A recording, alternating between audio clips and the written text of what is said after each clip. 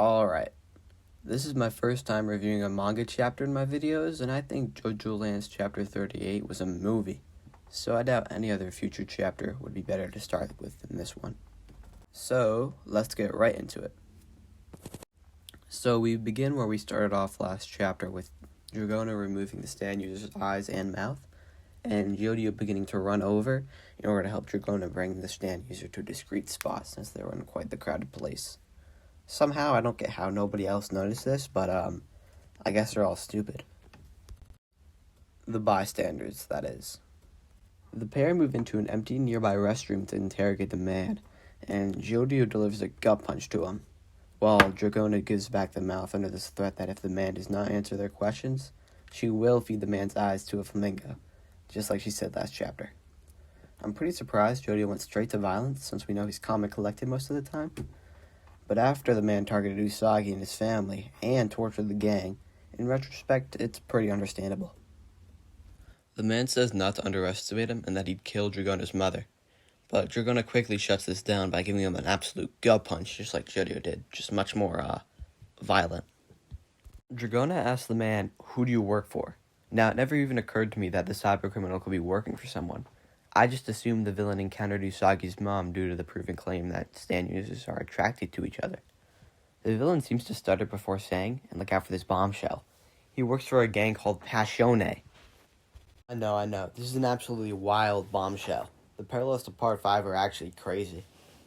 But that's not even the most crazy part of this chapter, because out from a bathroom stall nearby walks Giorno Giovanna.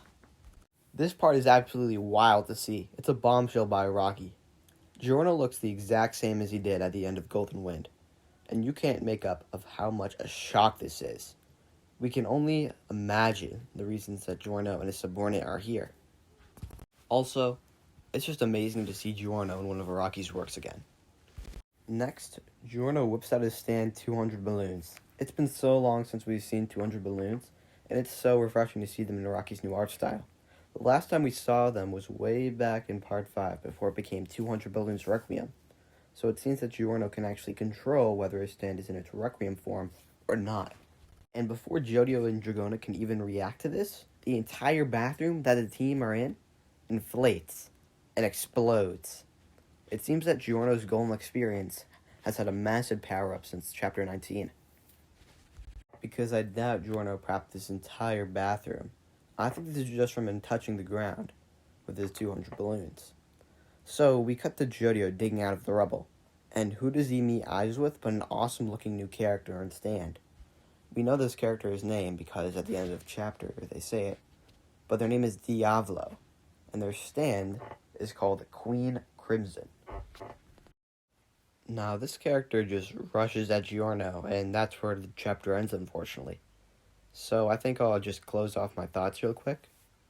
This chapter was a bit all over the place, but as usual, Araki absolutely delivered with the art. And although I didn't really like the story, I think the return of Giorno really brought this up a ton. So overall, a great chapter in my eyes. Tell me what you think in the comments. Sorry this was a short video, but I'm working on a lot of stuff right now, so hopefully I can get more stuff out. Bye.